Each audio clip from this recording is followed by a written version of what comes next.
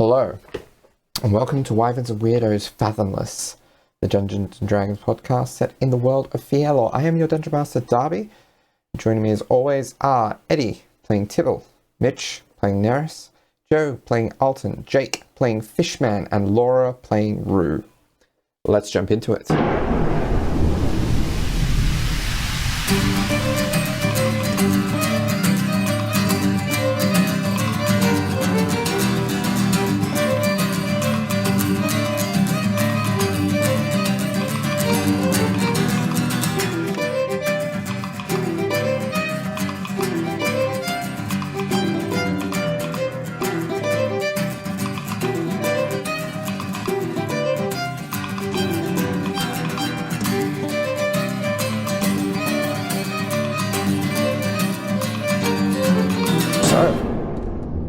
Where we last left off, the party regrouped within 𝘠𝑢�'s cottage, as well as many of the previously captured townsfolk of Sienna on the island of Acherin. There, they got in a long rest and some discussion of what to do next about the Oblex problem before deciding upon consultation amongst the crew to try their best to deal with the Oblex threat. And they were also promised how much it was an influence, we don't know, but they were promised an additional 1,000 gold and some animantic secrets by 𝘠𝘠𝑑𝘪 in return for him being able to retrieve his notes before returning to society. So, we left as the party were on their way back to the center, or back to Sienna itself. Is there any last-minute discussions or last-minute preparations that people would like to make to head back in?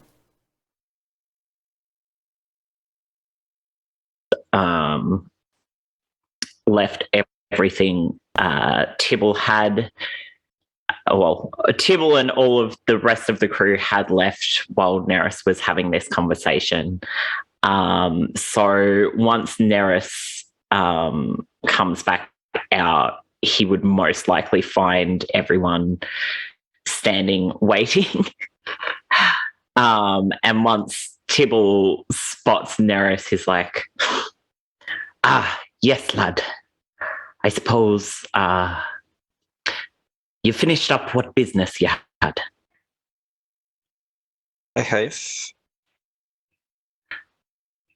Wonderful. Okay.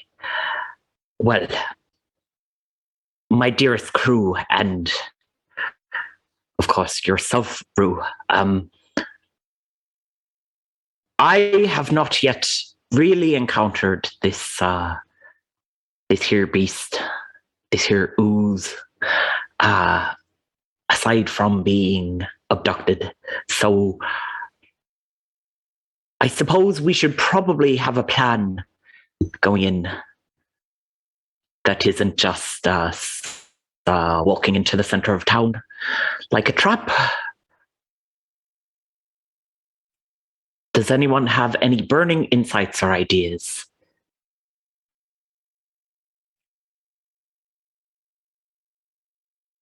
Well, I don't know how helpful this is, but it does an attack where it kind of goes for your brain through your ears, so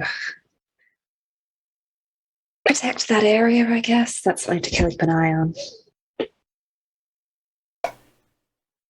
I suppose so. Do we know if it's just the ears? No, sample size of 2. Too many holes on creatures, unfortunately. Protecting the ears may not be may not be for naught. Fine. Now, Anyone else? We know that this creature does have some use of magic as well. Did attempt to charm me, and I believe there was scope for other magical abilities as well. Should be aware of that, at least. Aye, so be wary of magic. Right. Does anyone have any protection against magic? I do have some, but I don't believe it's the type that would be useful here. I've never encountered these oozes, and I don't think they fit in the category as what I can help defend against. Aye. Well,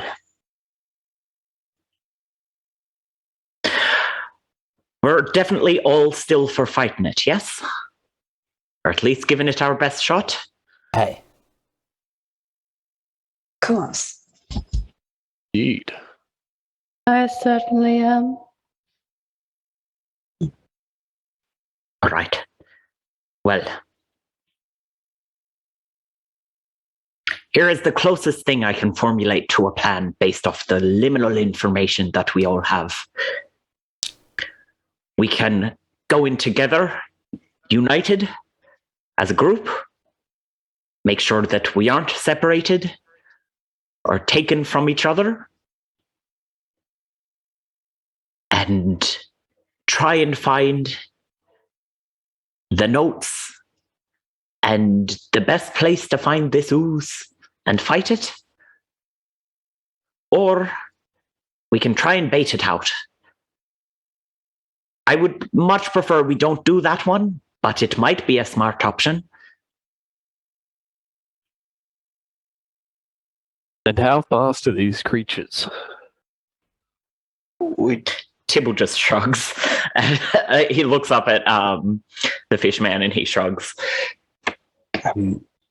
We do know that on open ground it is not very fast. Perhaps then keeping a distance may be our best bet.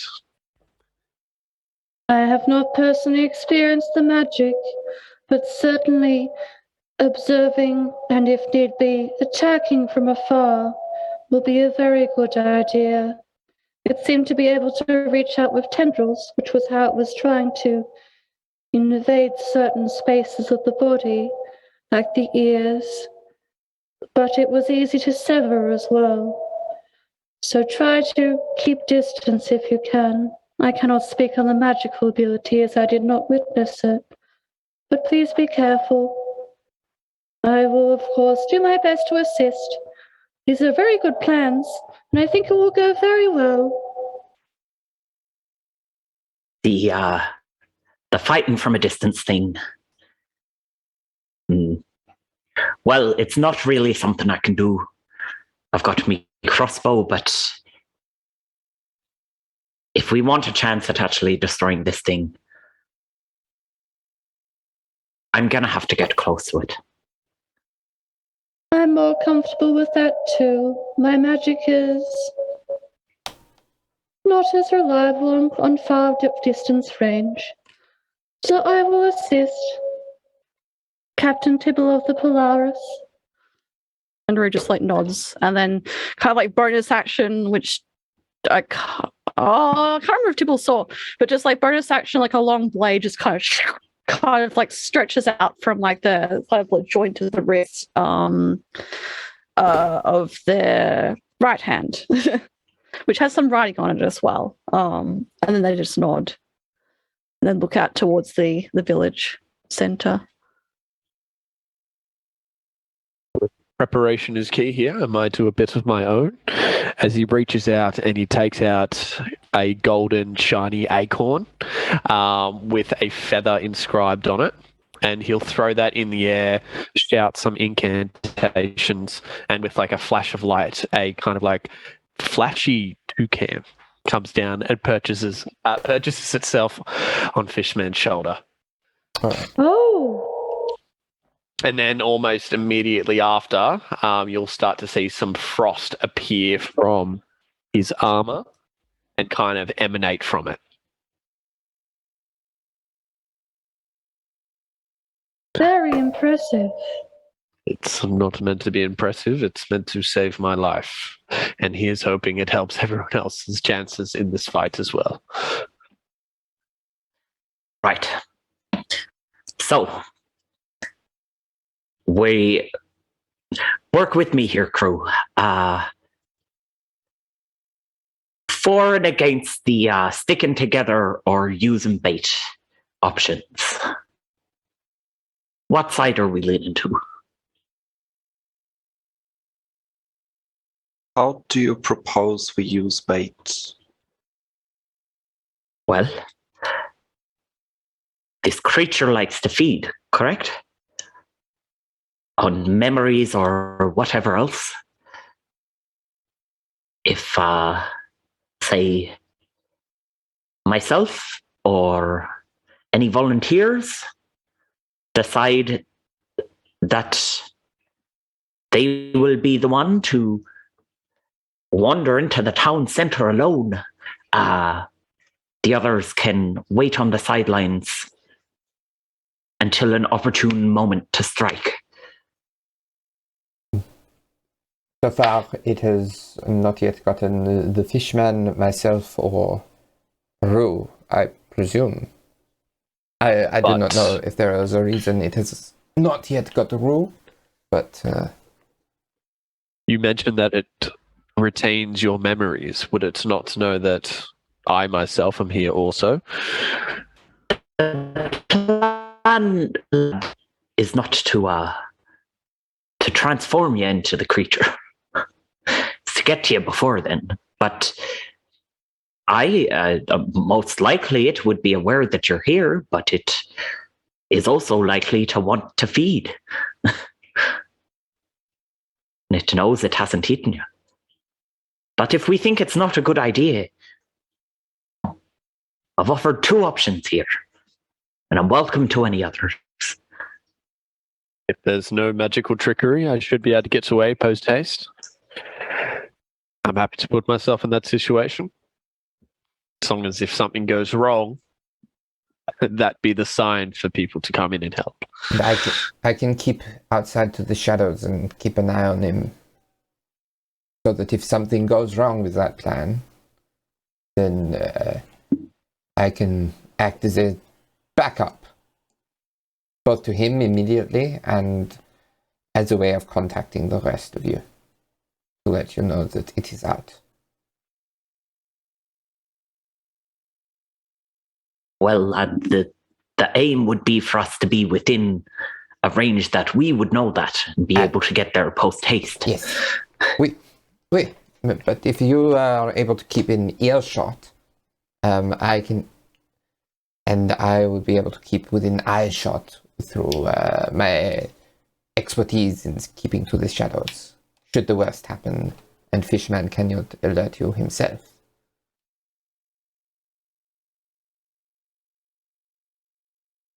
I'm all aboard. I will admit this is more of a plan that has been put forward so far by any of your crew. So I think it has a really good chance of success. And lastly, is this ooze just a singular entity, or does it have friends? Are there any other acquaintances we need to be aware of? Perhaps other people helping it? I cannot speak for anything beyond Neris and Alton's thoughts, but I have only witnessed one myself. That said, I did not realize there was one until yesterday.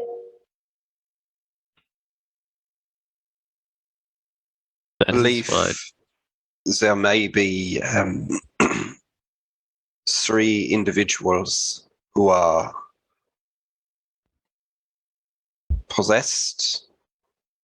I'm not sure if that is the right term by this particular creature. I don't know if they are 3 separate entities or they all act the same.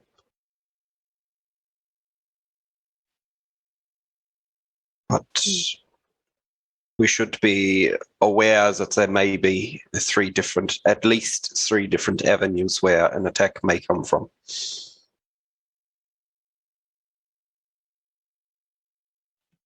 Well, Fishman, Yes. you're sure you want to do this, lad? Unless anyone else wants to offer up their assistance, I believe I may be in one of the best positions to be in this position. Neris, Alton, Rue, Nathan? Well, unless anyone can render themselves invisible, then to take my place, then I think Fishman or I would be the best as bait, as we are fresh to it. I And was I'm not asking sure. if you were happy with this option, lad. I am happy with the option. And I'm not sure if I'll be the most appetizing meal for this particular creature, given the descriptions that you've given me so far, but we shall see now, shall we? Time will tell. Tibble looks to Neris and Alton, and Alton might not recognize this sort of look, but he gives Neris this almost pleading look of like, it's something you would have seen from the captain before, not very often, but in situations where he's really needed input, be it from yourself, from Janice, from like any of the senior officers, because he doesn't know if what's about to happen is going to work. He's like, Neris, Alton, you've both been very quiet. Please tell me if you don't think this will work. We can always go with option A. Neris is going to gesture to Alton first and will take a couple of steps back behind the rest of the crew and begin to put his hand over his mouth. Sorry, boss, just been having a nice little think about the fact that something apparently ate my memories. No, I think the plan, it should be a good one. Nizen's proposal is good. I think the most difficult thing would be getting our group stealthy enough not to be found, but able to protect Fishman if possible. We'll see how it goes. An ambush is always a good strategy. Valid points. Maybe the best reason to keep Nizen with us then. With his expertise and all. Yes, we'll see. As that conversation is happening, and Neris has stepped back, sort of out of everyone else's vision and covered his mouth, he casts message to Tibble and just says, "Are you sure you wish to offer one of our crew members up for bait?"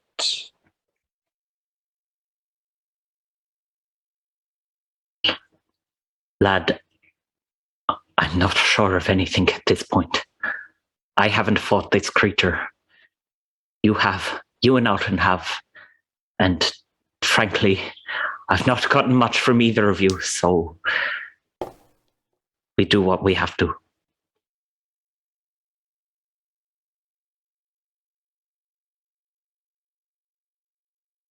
Neris will remove the hand from his mouth, step forward again and say,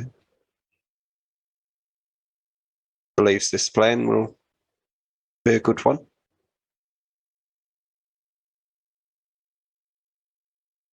Aye. All right. Well, shall we get a move on then? Wait. Am I to understand I am helping people find opportune hiding spots? Aye, Nathan. Of course. Do your best. All right.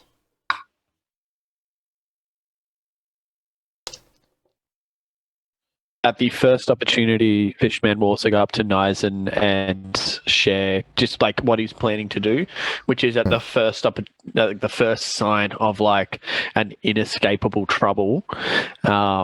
He is wanting to essentially teleport out of there. And I was just wondering, is that something 𝘧𝘓 can do as well? It is not, but it is. He can move incredibly fast. Okay. Because he can bonus action dash. Nah. Cool. All right. So, as you approach the center of town, one, any final preparations, and two, can I get everyone except for Fishman to roll me a stealth check with advantage for 𝘧𝘕's assistance? I can't remember if I specified at the end of the last episode, but 𝘧𝘓 has a focused and a thin sort of semi-ethereal bubble kind of appears over him as he casts mage armor on himself. Oh, of course. 13 stealth check for Rue.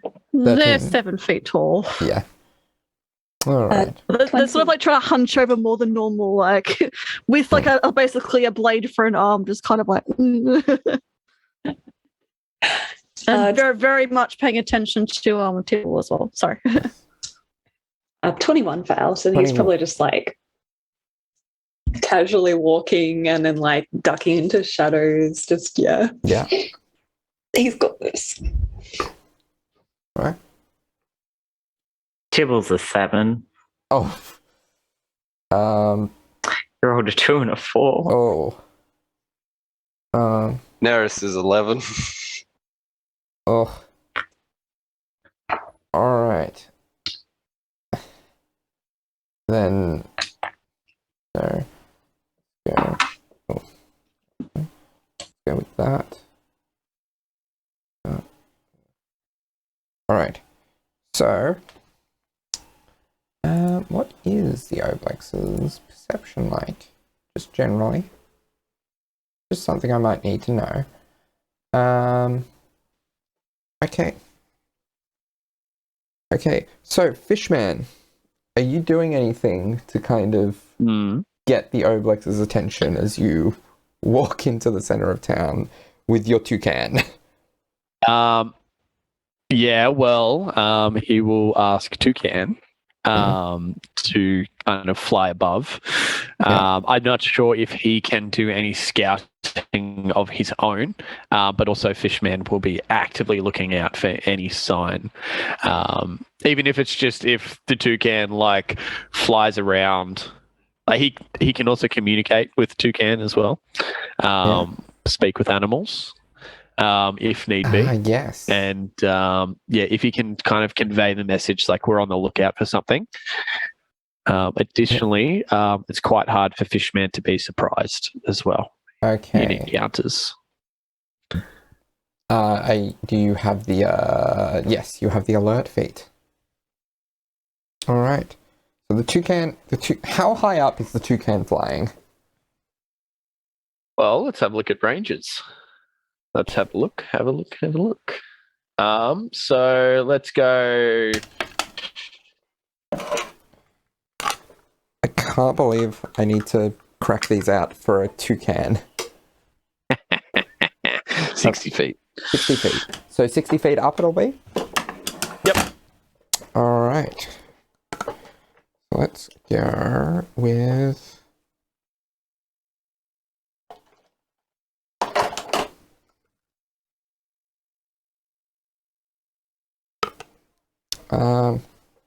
So that's quite high. So 10, 20, 30, 40.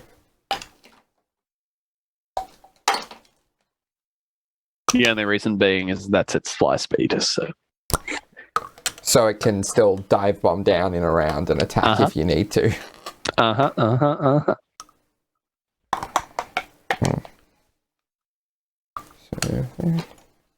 You know what, Darby? Let's go with Let's go with 40 feet, actually.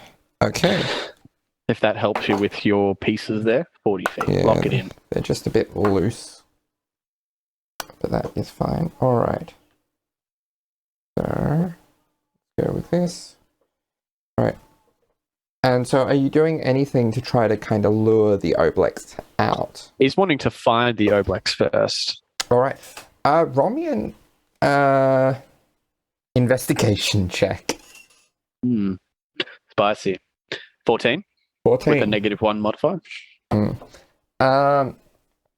So with a 14, it's hard to get an exact look at where the Oblex might be. Could you see where it might have been? Because he has been scouting around, and he did notice the effect that the ooze had on the environment. Yeah. So this is a survival check then for this, which conversely, I believe you are quite good at. At 18. 18? Mm-hmm. All right.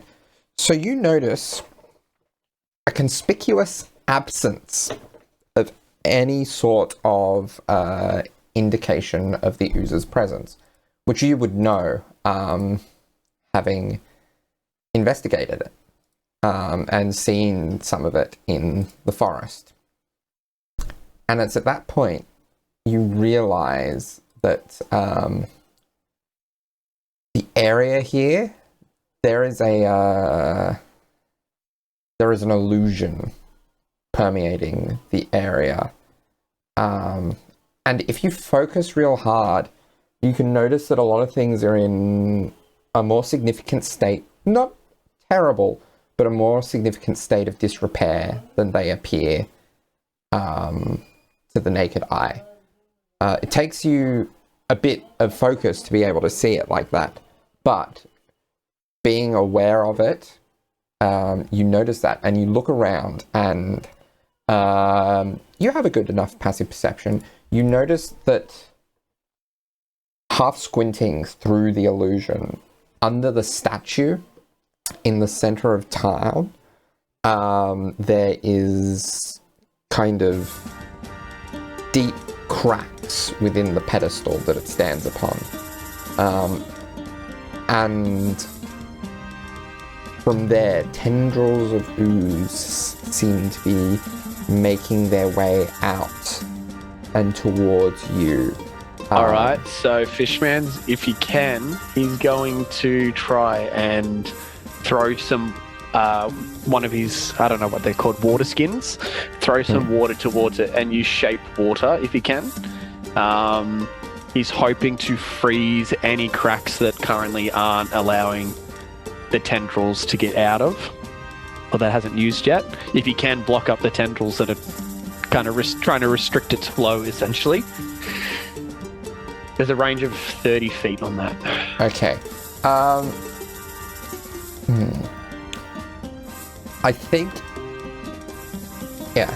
Okay. So I think there's some ice around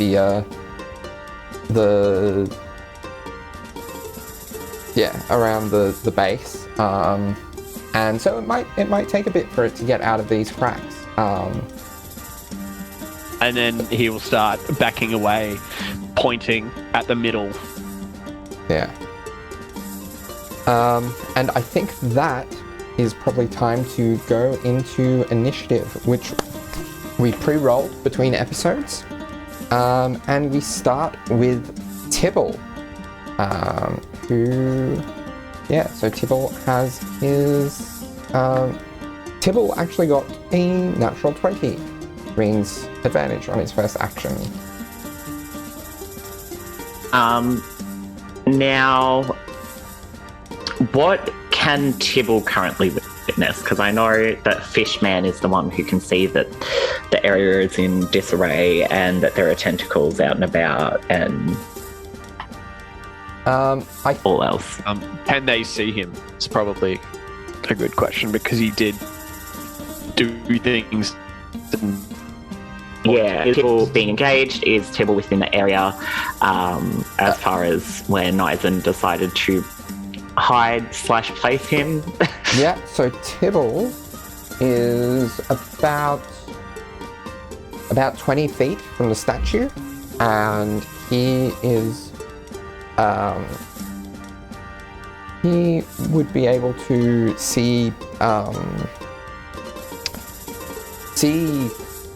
Fishman create this ice, and it disappears into the illusion. So because of that, I will allow you to make a perception check. No. It's not worth allowing him to make that. That's a 6. Okay, so you can't see like the breaks in the illusion, but you probably are able to deduce that there's something around there.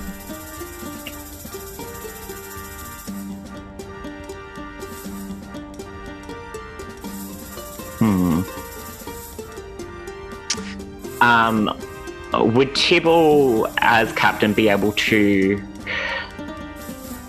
see who looks like they'll be acting next? Like, who of everyone? He does a quick glance around. Who does it look like is about to head out? 𝘧𝘦𝘢𝘐 seems next most prepared, followed by Alton, then 𝘬, then Fishman, then Neris. Okay.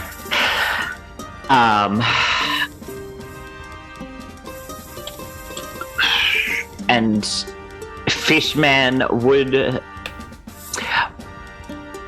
the pointing be the signal? I guess that's up to Tibble's interpretation. He would probably know that Fishman is one for tactics. And so the fact that he didn't say anything might be an indication of what he wanted, or what he was trying to do without triggering anything, mayhaps.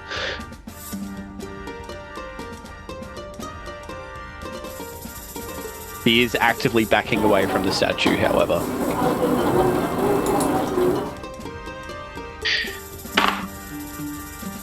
Oh, okay.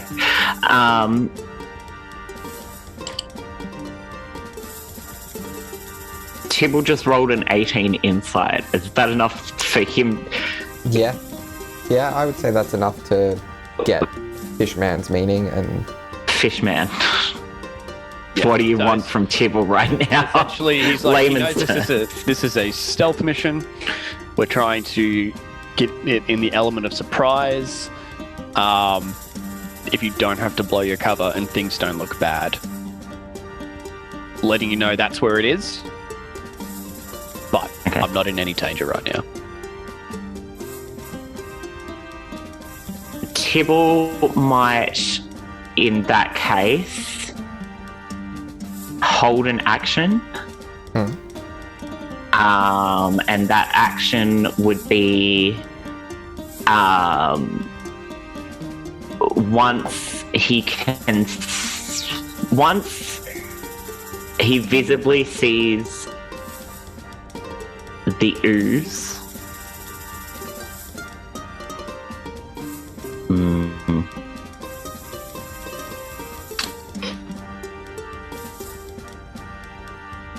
Yeah, no. Once he visibly sees the ooze, to use his Starseer Cutlass to cast Fairy Fire on it. Nice. All right. So that's your go? Yeah, if he's holding an action, he can't do anything else, right? You can still use your movement and bonus action. You just can't use your action for anything else. Yeah. Okay.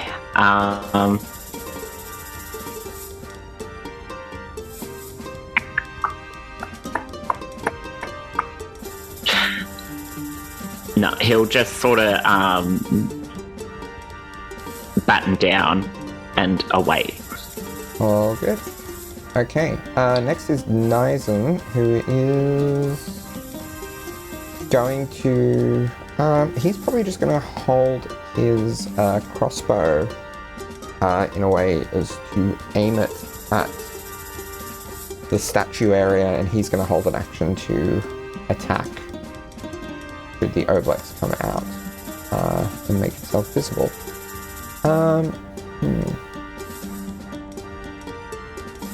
So,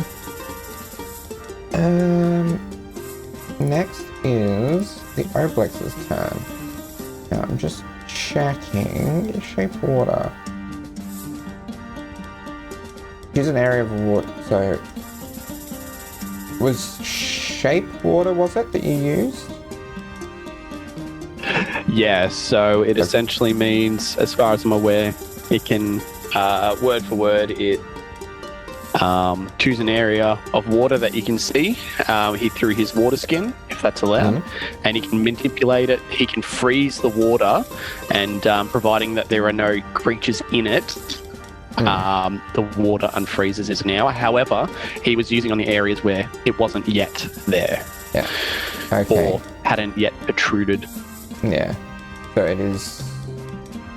Yeah, so there is 5 feet of... That is a 5-foot cube. So, much as it impedes its options, it is still able to make its way out. And so it will make its way out the back of the statue.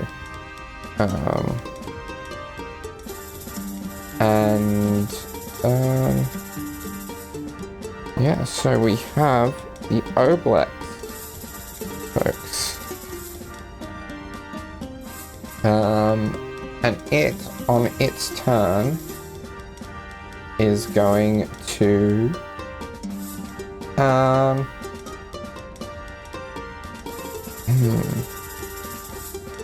So, I think what's its reach on? So that's. I think I'm going to say because of the ice, that's pretty much its movement to get out of there fully like that. And then it is going to. As a bonus action, it is going to use sulfurous impersonation. And you all see as this figure that that appears to look like 𝘨𝑒𝑟𝑒𝑠.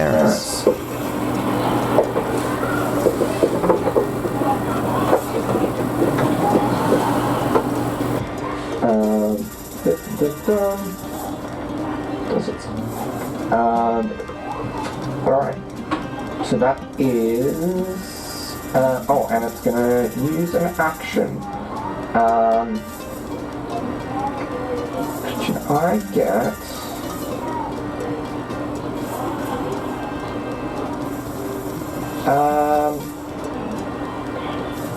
Fishman?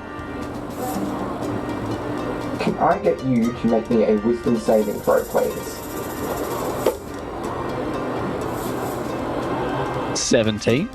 17 is the DC exactly, so you feel like this magic is trying to grasp hold of your mind, but you shake it from your senses and maintain your whole self, your sense of self. That is the Oblex's turn. Alton, it is your go. Okay, Oh, the Oblex has made itself known, sorry. So Tibble, you get your held action of Fairy Fire, so what does it have to roll? Sorry, I do have it up somewhere. A dexterity saving throw, but I don't know what Tibble's spell thing would be. Spell DC. Yeah. It might... Oh no, it's there. 15. You wrote it in. Thank you, Darby, for my life. It's 15. I'm so sorry, that's a natural 20. Yeah. there. And 𝘧𝘢𝘀 is going to get a crossbow attack in. That is only a 10, so that misses. So Alton, it's your go. Mitch, would real 𝘨𝑟𝑒s be like in my line of sight as well? Hiding nearish by? 𝘨𝑟𝑒s would be sort of off to your left. Honestly, probably a slight step behind. Yeah, fair. Yeah. So either in the briefest of peripheries or no. Okay, Alton probably just turns around to try to see 𝘨𝑟𝑒s and then looks back at the other 𝘨𝑟𝑒s and is just like, the fuck, man? Well, I'm sorry about this. And will cock his gun at Oblex 𝘨𝑟𝑒s. Incredible. So he's going to do some little mechanical tuning on the gun and fire his first shot with some additional fire damage if it hits. That's a 22 to hit. The 22 certainly hits. Excellent. So that'll be 13 points of piercing damage and 3 points of fire damage. So 10 points of damage all up. 13. What was the first?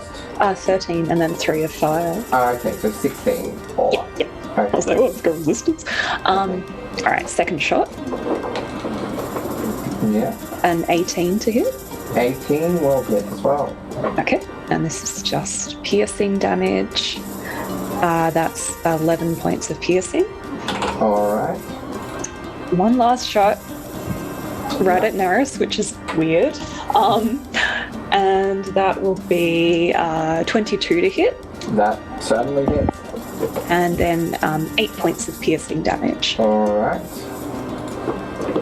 And then I guess he'll just go and duck back behind the building that they're probably behind. Yeah. Again, and just be like, shrug at 𝘨𝑟𝑒s, and that's his go.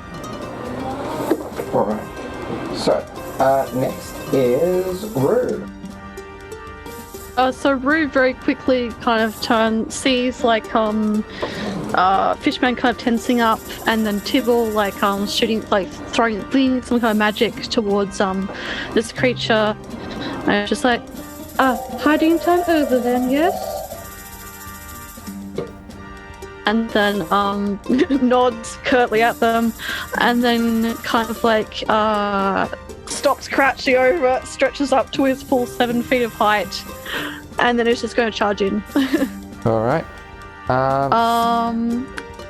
As a bonus action, the blade that's protruding from his right arm completely just spreads up along through the inside of where his glove has sort of parted a little bit, all along the blade of this protruding sort of weapon, as fire roars up from it. Okay. And Rue is going to attack the closest little tendril that tried to get into Fishman's brain, I guess. So I'm a roll to hit. Yeah. Okay, I'll take a picture of that one. That is a natural 20. Okay. Cool, with my brand new dice. So I assume that hits. Yeah. Cool. Yeah. So I currently have Searing Smite activated, which is a d6 of fire damage, so that's a 6 fire damage all up to begin with. The arm blade is a d8, so it's d8 plus 4, so that's 12 points of damage, slashing damage all up as well. And then my additional damage, I actually rolled another 8, so that's 12 points of additional slashing damage, and the 6d6 is 5 points of fire damage on top of all that. For Rue's first attack, Okay. as this fire sort of blast. Oh, and I'll quickly roll something else. That's fine. Cool. So no additional smite on top of that? Oh, why not, I guess. Yeah. It's a nat 20. The classic Smite paladin time. thing. I would like to smite, please. Yes. So that's 2d8 plus 1d8 for each spell level. Yeah, so 2d8. Yep. So 16 points of smite damage to begin with, and then I roll 2d8s. 4 points of additional radiant damage. Okay, so that is a grand total from that one attack of 55 points of damage. So Rue just like looks from Fishman to Tibble's like, oh, time to attack now, and then just like roars into flames and yeah, there we go. And then Rue's gonna hit again. Yeah. I don't know if that one will hit. That's 14 to hit, so I believe that 14 misses. will miss. Yes. Yes, that's fine. All right. Oh, first one. And that's all. All right. It is already looking pretty shaky. Tibble is like staring slack-jawed at Rue, like he's got this little twinkle of awe in his eyes. I forgot to also mention, because I believe we were rescuing Tibble last time I did a nat 20. Yeah. Kind of like there's like seams of light that's become more apparent now that Rue's doing this, that are sort of like in the crack between like where they have like their apron and then some kind of like black metal armor that's just a very bright light, and the same kind of like light sort of like pulses out from the like goggle type glasses of their mask. Just like this, just like energy just radiates out, which again, if we weren't already spotted by the Oblex, it probably would see us now. But yeah, just this burst of magical energy that is completely foreign in nature. Okay. Yeah, so next is the Fishman. All right. This Oblex is looking shaky. He will not take any chances. He's going to continue backing off. Yeah. However, he will drop 𝘬𝘭𝘭𝘪, and he will pull out his crossbow. And he'll try and make 2 attacks if possible. Yeah. Roll to hit. Yeah, that... No. So, first one, not going to hit, I don't believe. That's a 13 to hit. But the second one, however, is not going to hit either. That's an 8. Oh, dear. So, he's going to, just keep on backing off, hoping, I guess, to draw its attention, I guess, with those terrible shots. But he will call out to it. He'll say, you ooze, do you perhaps speak? You are a curious creature. And then immediately after Fishman's turn, Toucan will fly down. Dive bomb, please. Yes. Right. And he will make... Let me just double check. I believe he will be making a...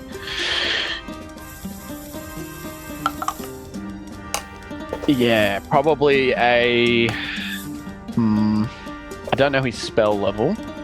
So just to save time, let's go with a maul, which is a melee weapon attack.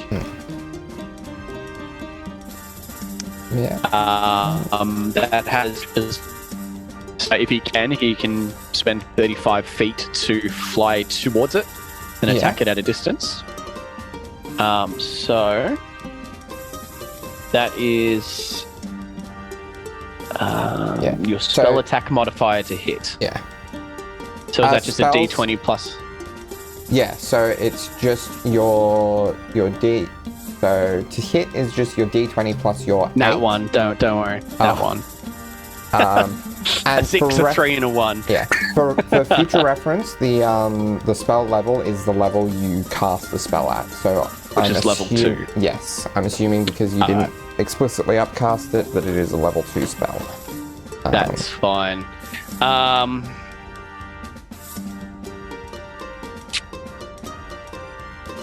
Just maybe because of how poorly that went, if it's possible, can the toucan actually fly a little bit closer and kind of like perch on its back or something? Perch on the ooze's back? On the, the ooze's back, yep. Yeah, that is strange but doable. Yep, it uses annoyance.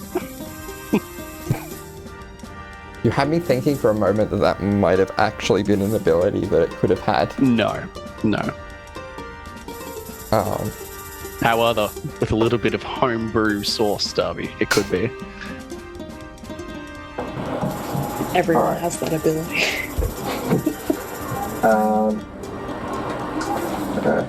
Okay, so next is returning to my encounter page. Neris, you see this sort of oozy, copy of yourself in front of you. Does it look oozy, or does it look like Neris? Or with like an oozy tentacle? It looks like you. The biggest indication that it is not is that it actually has this. There's a thin trail of ooze going from its feet back to the Oblex. Cool. Connecting them. Cool. Does it seem like the damage we're doing to this entity, the Neris slime ooze, is also doing damage to the entity controlling it? Roll me an intelligence check. Just an intelligence check. That is a 19. 19. There seems to be a connection, almost as if they are the same entity. Any damage done to one seems to affect the other. Perfect. So, first and foremost, Neris, on seeing the ooze monster, he's going, okay, we all have a plan here, everything's fine. And then the ooze turns into him, and he begins to panic momentarily as he sees, with no hesitation, all of his friends start to kill him. Only one is attacking the Neris part of the ooze, I will note. Fair, alright. It still hurts. So Neris is going to think for a second.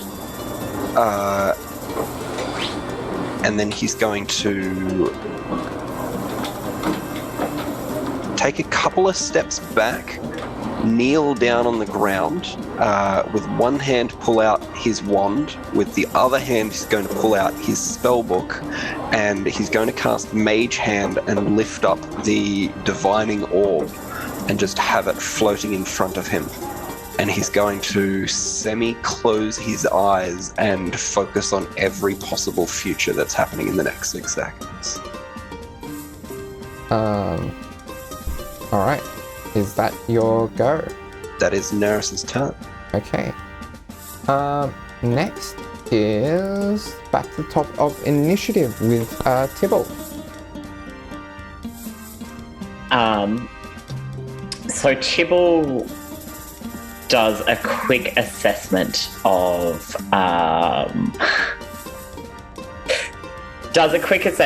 where everyone is. So the fishman has stepped back from engaging with the Neris Oblex, is that correct? Yeah. Yeah. I think step back from engaging with the Oblex in general because he is best at range. Yeah. Perfect. And Rue is engaged with, correct? Yeah. Excellent. What 𝘠𝘭𝘭 is going to do, he at first takes one sort of glance over to Neris, sees Neris with his orb, and just has this moment of focus and of attention, where he watches Neris for just the moment that he can spare just to assure himself, and then turns away from that Neris, the true Neris, towards the other Neris, and scampers as quickly as he can, so he's flanking with Rue if possible. Yeah, so what is your speed? That's at the top of the page, Darby. 30 feet. Okay, yes, you can get perfectly in flanking. Wonderful. With Rue. Gotta say, it won't be hard. Once he's up with the Oblex, he calls out to Rue, and he's like, "Fantastic job." Don't know what that was. That was a fantastic job, lad. Now, I'm gonna need you to hit again. And he is going to use his Commander's Strike. And as he attacks, and apologies, I don't know where Tybalt's accent has gone to any listeners. It just disappeared from my brain. But he brings his Starseer cutlass up, and he says to the Oblex, "I know what you're trying to do, but it's not gonna work. We know who the real 𝘧𝘀𝘀 is." And he slashes downwards with the Starseer cutlass. Alright, roll to hit. That isn't fantastic, Tibble. Thank you. So that would be 13 to hit. That misses, unfortunately. That's fine. I just want to check. Yeah, that's fine because he gets 2 attacks. Yeah. Forgot, I'm playing a fighter. Yes. Yeah. So freeing. Yeah, I just had to check whether the Commander's Strike was action or a bonus action. Yeah, but so when you take the a bonus attack, action. Oh. So he attempts to slash down with his sword, then realizes that slashing down with his sword, while would slash at the ankles of fake Neris, really isn't going to do much. So he slashes back upwards with his backhand, and that is much better. It's a 26 to hit. 26 certainly hits. Yeah, wonderful. And that is D8 plus 7, which I should have gotten my D8s out. Apologies. All good. Oh, wonderful. So that is 11 to hit. 11 to hit, 11 damage. 11 wasn't points it? of damage. Yes. Apologies. All good. All right. And Rue can use their reaction. Rue gets a One attack? Yes. One attack. Hold on. That uses my reaction, I believe. Yes. Oh. Yeah. Alrighty. Also, I need to roll the superiority die because you get that added to your attack. For the damage. To the damage, I mean. Yes. Sorry. 5. I mean damage. I'm saying Yes. attack, I mean damage. Good. So an additional 5 points. So I rolled a total of like 10 points, so it's 15 points of damage. Okay. So Rue what kind was of it to hit? So as Rue goes to hit, Neris sort of eyes partially closed, not even looking at the combat.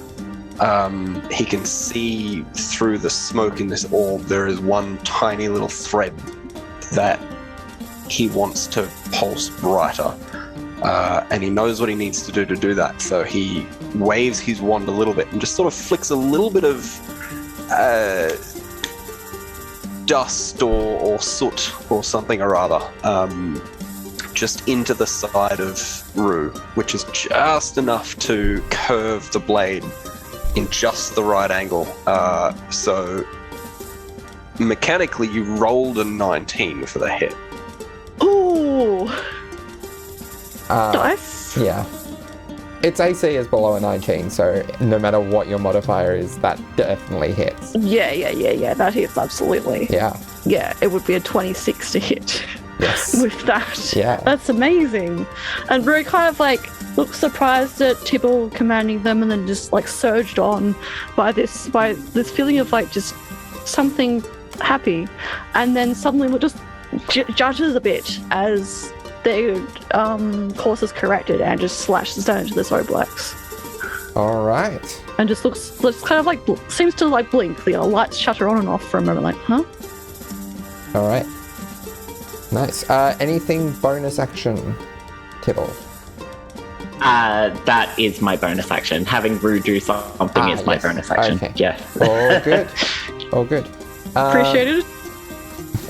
All right. 𝘦𝘀𝑠 is going to go next, and he's going to have to bonus action dash to get up there, but he's going to get up there, and he is going to short sword.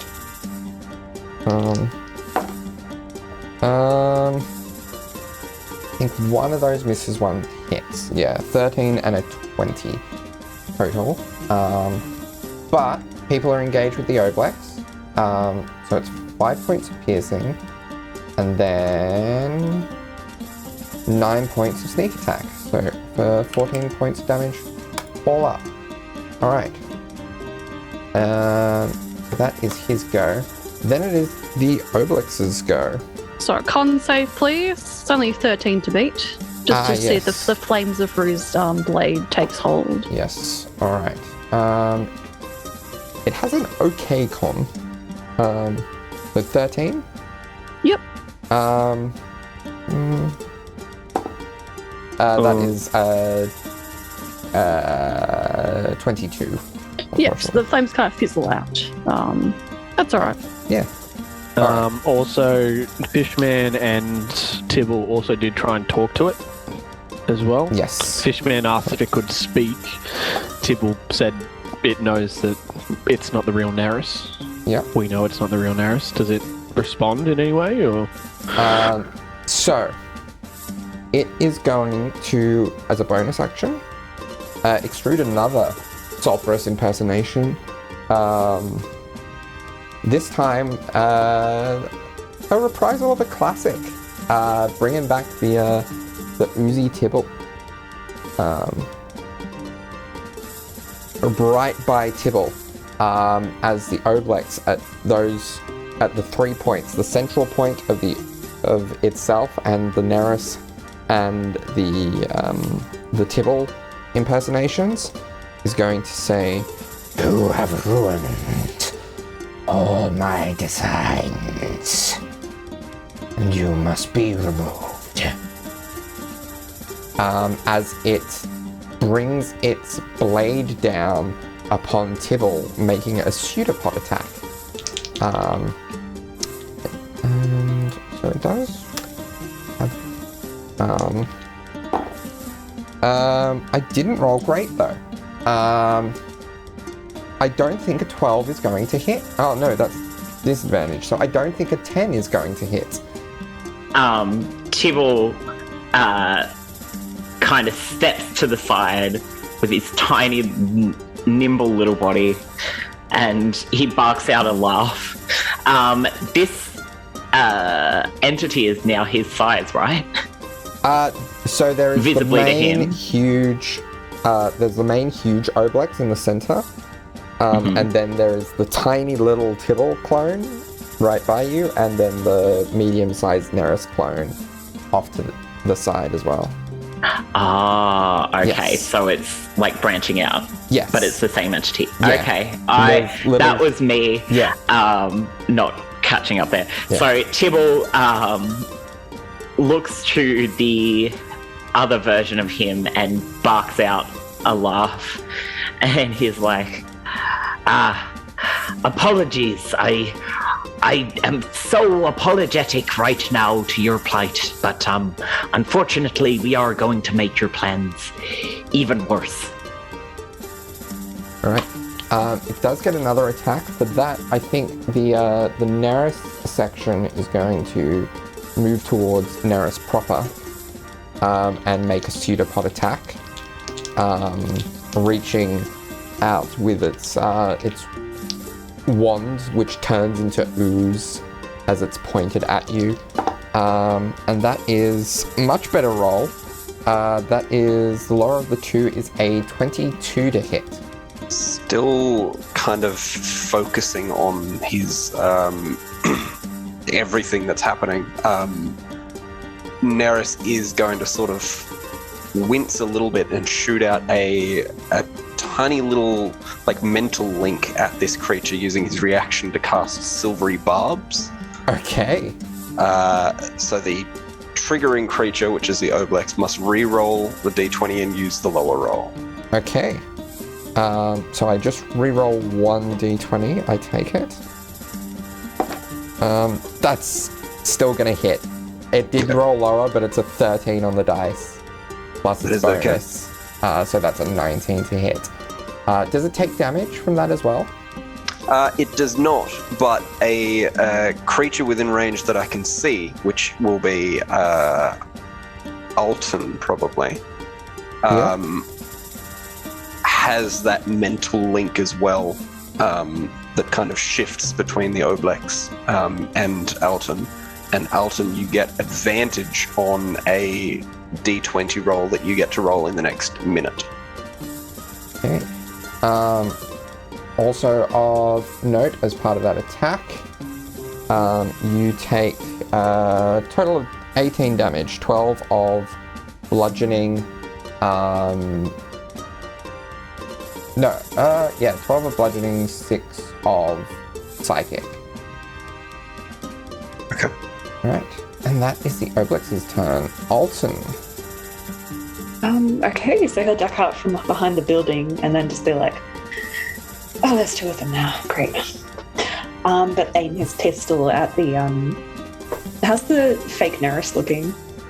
So they all seem to be in a similar state to each other, as if they're the one entity. Okay, so that is fair. Yes. Essentially, they all share the same hit points pool. Fair. Okay. He'll just keep shooting at the Neris, sure. Alright. Oh, yeah. So that was a 28 to hit. First shot. Certainly hit. That was with advantage? No. It was, sorry, I reread it. It was the next attack or saving throw that I'll see if I get a 20. Okay. Just in case. I rolled worse. But thank you. Excellent. So that's 8 points of piercing damage. Alright. And your second shot?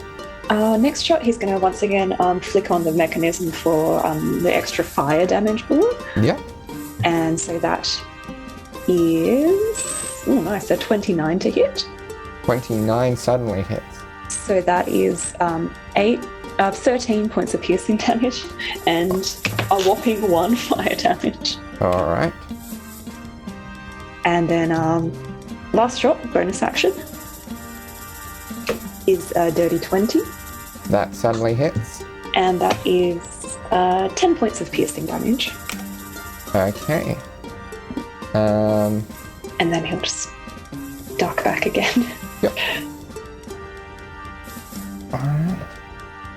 I guess he'll say to Neris, so should we aim for the big one or just keep shooting our co-workers?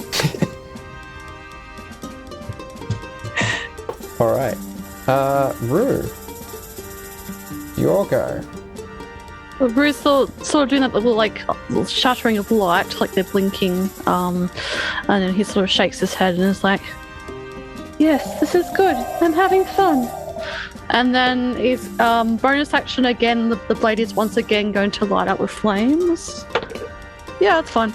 And Rue brings that blade down on the on the point of the Oblex that so I suppose like the junction between the 𝘊𝘆 and the Oblex itself, because he's flanking with 𝘊𝘆. Okay. And so that's going to be a 20 to hit, not a natural one, Yep. sadly. Still hits. All good. All right. So cool. So that's 12 points of slashing damage, I believe. Yeah, longsword is slashing. Cool. and then a d6 of fire damage. No, 2 points of fire damage. That's fine. And then retracts arm back, slashes again. Alright. So that is a 25 to hit. So It that certainly hits. hits. So d8. So 5 plus 4, so 9 points of slashing damage on the Alright. second attack. And that's Rue's go. All right. It is, yeah, it's looking incredibly shaky at this point. And it is the fishman's go. All right, so it does speak. Very interesting. Not that it really matters, as he loads up another crossbolt.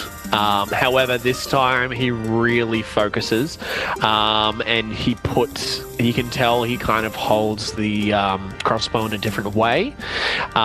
He is putting a lot more faith in this shot, however, as he'll take another shot with his crossbow, All right. which hopefully is a little bit better. There's a 17 hit. That will hit. Excellent, perfect. So what he used earlier was his bonus action, and that was to cast his can't quite remember who it is, but it's his planar warrior. There we go. So if that does hit, all of his damage is now force damage. So that does. And you deal an extra 1d8. So that was 13 piercing damage. Okay. So I'll do a 1d8 as well. Plus an additional 7.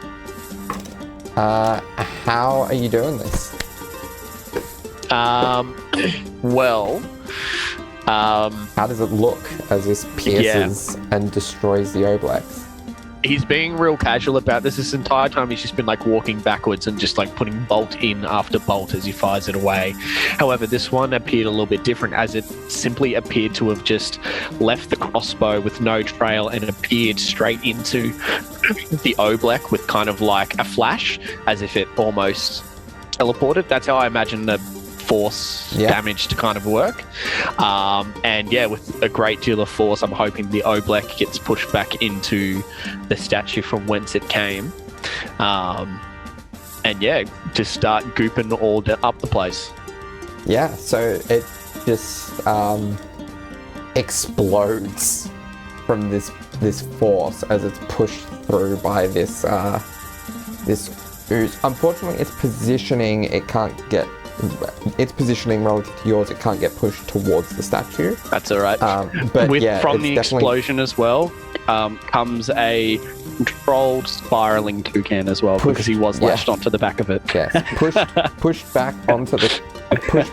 So he's kind of riding the waves, so to speak. So it's pushed back to the church as this toucan surfs the ooze, like the remnant ooze substance.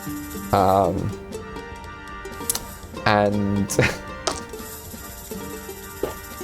the Oblex is no more.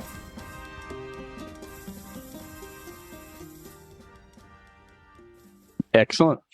All right. What happens to the other oozes? So our they sulfuric friends. They, upon the destruction of the central ooze, you see them just lose all form and just sloth to the ground, like almost like a jelly immediately liquefying. Oh, and so when Fishman goes up to them to like check them, they're just like pools on the ground. Yeah. Just inert, pinky, reddy, orange puddles of ooze. Delicious. Does the illusion around the town drop? I will say it does. Yes. What do we see? It's not, the town isn't in a terrible state, but there's definitely areas, particularly around the central area, that are in a little bit of disrepair, disarray. In particular, the mayor's office has a number of additional kind of holes in the wall compared to what you would have seen, as does the boarding house. The church, there's a big crack underneath the like on the underside of the door that reaches up, and yeah, and Fishman, you would see like there are those bits and pieces of like ooze contamination that you sort of saw while you were in the forest. Yeah, fair enough. First point of order, he's going to go up to the statue, and he is going to. Let me just double check how this works. If it works, do you reckon he could change the ice back into water? Yeah. Cool. He'll change the ice back into water, but I imagine it'd be pretty yucky water. So he's kind of like gonna make the form change as he's just like shaking the water, and then he wrings the water and all of like the dirty stuff comes out. And then he'll pour that back into his water pouch. And then he'll go up to Neris. Are you doing all right there? Neris kind of cracks his neck a little bit, and stands up, the divining orb slowly lowering, and then he grabs it with his real hand and pops it into his pouch. I will be honest, that went better than many of the other ways it could have gone. What do you mean? Well, I don't want to bore you with the specifics, but there were several futures where we all died.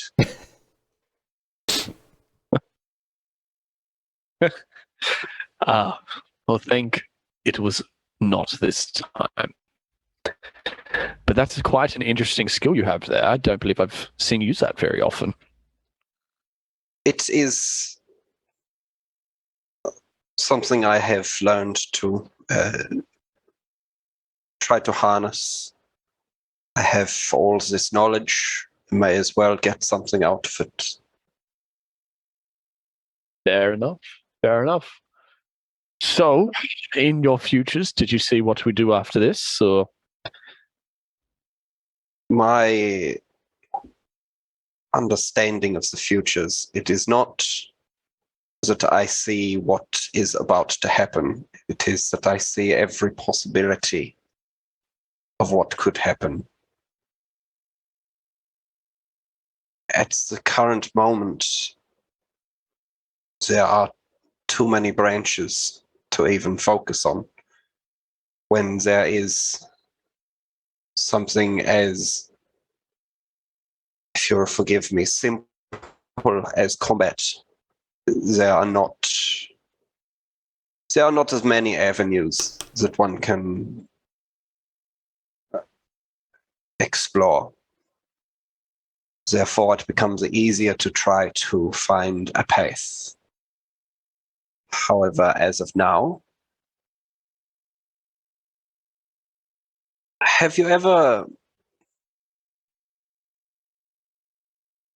do you cook, Mr. Man? do you not? I do. I just want to know if you do. Do you have Absolutely. a hobby? What do you like to do? Weapon Your free maintenance, time. Weapon maintenance. navigation. Navigation. Let us focus on that for one. When you are navigating, there are so many different variables that can happen at any one given time. There is wind, Absolutely. there is the motion of the waves, there is how deep the ocean is, there is current trade routes, shipwrecks, other vessels. There is so much to think about. When you are trying to plot a course from one point to another, without anything else, there is too much input. You're not able to come up with a plan. But when you break it down into tiny steps, it becomes easier to figure out how to get the ship where you need it to go, just by looking from one tiny movement. I do appreciate the breakdown. And whilst it is not boring, like you say it is very confusing. This is why I'll leave it up to you to understand all this stuff. I did understand part of it, but not all of it. Keep up the good work. And he pats him on the shoulder. And on that note, that's where we're going to leave it for this episode. Thank you for listening, folks. Incredible. We're still Fishman here, dumb, Alex. guys. Fishman wise, but Fishman dumb. Boy. Have a great week, everyone. Have a good one. Yes. Thanks. See you. Bye. Goodbye. Bye. Sorry. Hydrate Mr. Man. yourselves, Mr. Man. Mr. Man. And That's so good. I've Exactly. been wanting to address Fishman as Mr. Man since he was introduced. First name, Can I offer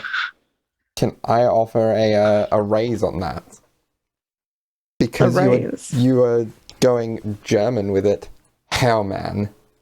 Yeah, man. I've thought about doing a couple of German words or like interjections. Also, I'll be y'all. I'm trying to just do that when he is like irritated or like just woken up or something like that, where he's not in his right mind.